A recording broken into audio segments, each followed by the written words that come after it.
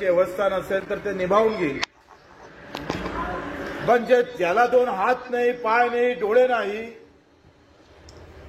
त्याच्यासाठी सरकार मात्र 75व्या वर्षानंतर सुद्धा चांगल्या मनानं धावून येत नाही. तुकारामाचा अभंग म्हणायचा, तुकारामाचं नाव घ्यायचं, छत्रपती शिवरायांचं नाव घ्यायचं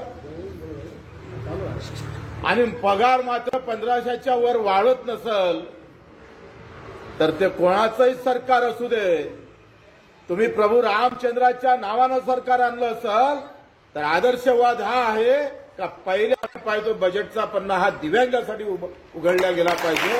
हा आदर्श प्रभू रामचंद्राचा. दिव्यांग कोणाच्या घरी निर्माणच होऊ नये, जन्मालाच येऊ नये.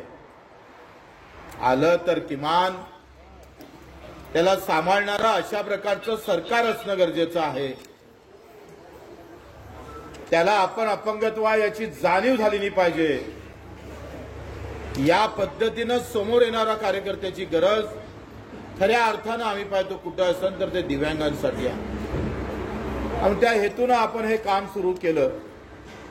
मुकल साहेब असेल, आमचे जिल्हा प्रमुख असेल, सुनीलजी, रवींद्रजी असेल, सर्व तालुका प्रमुख असणार. मित्र, हे मान सन्मानासाठी संघटन नाहीये, लक्षात घ्या. हे संघटन म्हणजे अतिशय वेदना कसं कमी करता येईल, प्रत्येकाच्या मदतीला कसं धावून जाता येईल, तुमचं आमचं एकमेकाचं दुःख एकत्रित करून कसं लढता येईल, कर्तव्य करना पडता है, फिर जाकर भक्त हो सकता है. आणि मग खरे जर प्रभू रामचंद्राचे तुम्ही भक्त असाल तर तुम्हाला भूमिका बदलावं लागेल, धोरणं बदलावं लागेल, त्या बजेटमधले पानं बदलावं लागेल.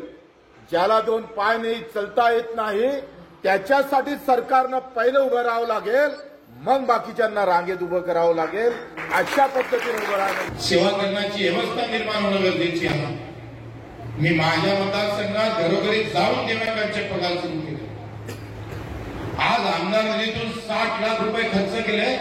75 लोकांना आपण खोके दिले. आमदार निधीतला पहिला खर्च सगळ्यात जास्त ताकदीने कुठे झाला असेल भरत गोगावले आले नाही, त्यांना सूचना द्यावं लागेल. तुम्ही जर आमदार निधी खर्च केला नाही, जरी तुम्ही पोस्टरवर दिसले तर उद्या तुमच्या घरावर आम्ही आल्याशिवाय राहणार नाही. येथून आम्ही त्यांना हलवणार आहोत. आपल्या सर्वांच्या सदिच्छा आम्हाला पाहिजे आहे. आपण उपोषण 5 दिवसाचं करणार आहोत. प्रांतिक उपोषण आहे. 5 दिवस पाण्यावर जाऊन उपोषण करणार आहोत. मागण्या पूर्ण होईपर्यंत करणार नाही, फक्त इशारा द्यायसाठी करतो आहे. पहिला आपण भीक मागा आंदोलन करून असं नाही झालं पाहिजे. एक आंदोलन झालं, सरकारनं काही पावलं उचलले नाही. दुसरं आंदोलन करून पावलं उचलणार नाही. तिसरं करून रक्तदान करून, चौथं आंदोलन मात्र हाती काही घेतल्याशिवाय परतणार नाही. त्यासाठी तुमच्या आशीर्वादाची गरज आहे. त्यासाठी आम्ही इथं आलो आहे.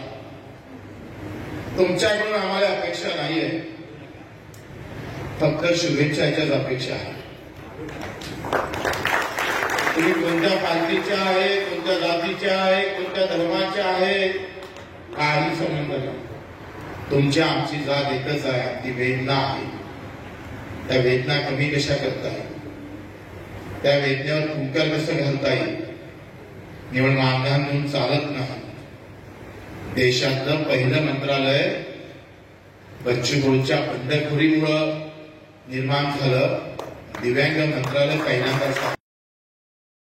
नमस्कार, मी प्रियांका नागने. आपल्या मराठी चॅनलवरती तुमचं सर्वांचं स्वागत आहे. आज आपण एक महत्त्वपूर्ण माहिती पाहिली. आता जो नुकताच व्हिडिओ पाहिला त्यामध्ये बच्चू कडूंनी स्वतः सांगितलं आहे की बजेटमधलं जे पहिलं पान होतं ते दिव्यांग बांधवांसाठी पाहिजे होतं, असं त्यांनी सरकारवर निशाणा सुद्धा साधला आहे. कारण दिव्यांग बांधवांना लवकरात लवकर त्यांचे पैसे मिळायला पाहिजे आहे व बजेटमध्ये पहिल्यांदा जी प्रायोरिटी आहे ती पहिल्यांदा जे दिव्यांग आहेत, दिव्यांग बांधवांसाठी पाहिजे आहे. संजय गांधी निराधार योजना व श्रावण बाळ योजनेअंतर्गत लाभार्थ्यांना शासनाकडून प्रत्येक महिन्याला 1,500 रुपयाचा लाभ मिळतो. आता मुख्यमंत्री माझी लाडकी बहीण योजनेच्या लाभाची रक्कम देखील 1500 रुपयेच आहे, पण पुढे जाऊन लाडकी बहीण योजनेचे जे लाभार्थी असणार आहे त्यांची रक्कम मध्ये वाढ होऊ शकते, 2100 रुपये होईल असे सुद्धा अनेक जण आशा करत आहेत. त्यामुळे संजय गांधी निराधार योजना किंवा श्रावण बाळ योजनेचा लाभ नको अशी आता सध्याची परिस्थिती आहे. तर ही जी निराधार योजना आहेत त्याचे सुद्धा लाभार्थ्यांना आता प्रश्न आहे की त्यांचे पैसे कधी मिळणार, कारण 2 महिन्यांपासून त्यांच्या खात्यामध्ये पैसे मिळाले नाहीत आणि तारखांवर तारखा देत जात आहे. कारण पहिल्यांदा 1 फेब्रुवारी पर्यंत पैसे मिळतील असे सुद्धा सांगण्यात आले होते, त्यानंतर 4 फेब्रुवारी पर्यंत पैसे मिळतील असे सुद्धा माहिती मिळाली होती, पण अजूनही सरकारने पैसे दिले नाहीत. दिव्यांग बांधव आता नाराजी व्यक्त करत आहेत. संजय गांधी निराधार योजना व श्रावण बाळ योजनेचे जे लाभार्थी आहेत त्यांच्या खात्यामध्ये पैसे कधी येणार हे सुद्धा ते खूप वाट पाहत आहेत.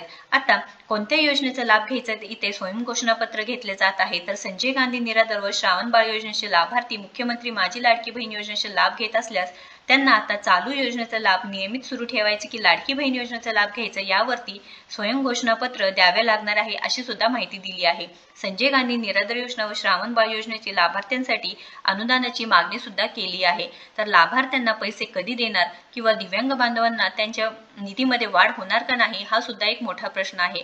तर इथे बच्चू कडूंनी सरकारला विचारलं आहे की बजेटचं जे पहिलं पान आहे ते दिव्यांग बांधवांसाठीच हवं होतं, तर दिव्यांग बांधवांसाठी निधीमध्ये कधी वाढ होणार, त्यांना लाभ कधी मिळणार हे सुद्धा एक मोठे प्रश्न आहे.